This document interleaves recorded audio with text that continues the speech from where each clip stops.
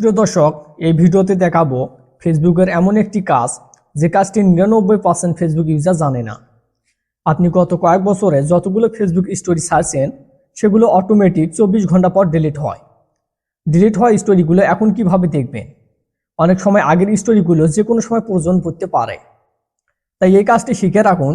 Delete হওয়া Facebook story শুধুমাত্র আপনি দেখতে পাবেন।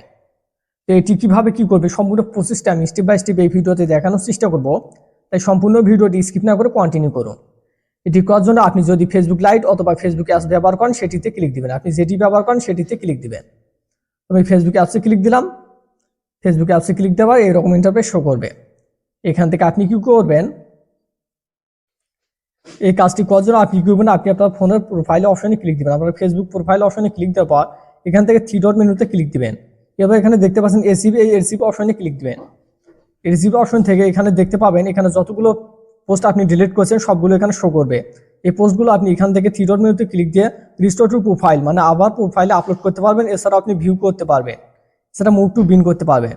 এখন মেইন বিষয় হচ্ছে আপনি জানতে চাচ্ছেন যে কিভাবে স্টোরি এসিভ দেখবেন, মানে স্টোরিগুলো ডিলিট হয় স্টোরিগুলো দেখবেন। তার জন্য এখানে উপরে শো করতেছে স্টোরি এসিভ। এই স্টোরি এসিভ অপশনে ক্লিক দিবেন। স্টোরি এসিভ অপশনে ক্লিক দেওয়ার পর এখানে দেখতে পাচ্ছেন স্টোরিগুলো আমার শো করতেছে।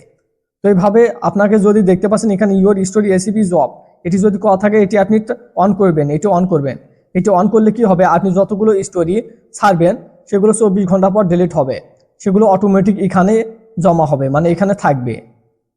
যেরকম আপনি গ্যালারি থেকে ছবি অথবা ভিডিও ডিলিট করেন সেগুলো রিসাইকেল বিনে থাকে, ঠিক সেই রকম এখানে থাকবে। এখানে শুধুমাত্র আপনি দেখতে পাবেন, অন্য কেউ দেখতে পাবে না। এখানে 24 ঘন্টা পর এখানে থাকবে। এছাড়াও আমি আরেকটি কাজ দেখাচ্ছি, সেটি হচ্ছে এখানে আমি একটি স্টোরি আপলোড করতেছি, মানে একটি স্টোরি ছাড়তেছি।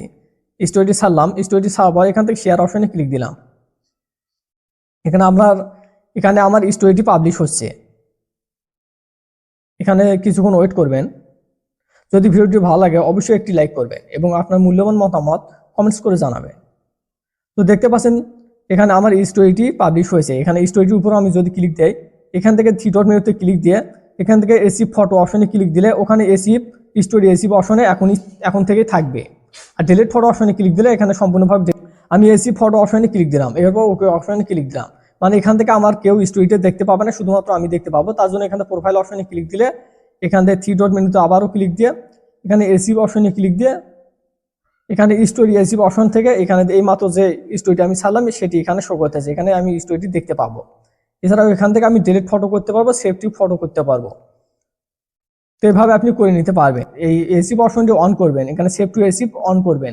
এটি অন করলে আপনি 24 ঘন্টা পর যতগুলো স্টোরি আপনি ডিলিট হবে অটোমেটিক সেগুলো এখানে থাকবে। এখান থেকে আপনি যে কোনো সময় প্রয়োজন অনুসারে আবারও আপলোড করতে পারবেন, দেখতে পারবেন এবং সেভ করতে পারবেন।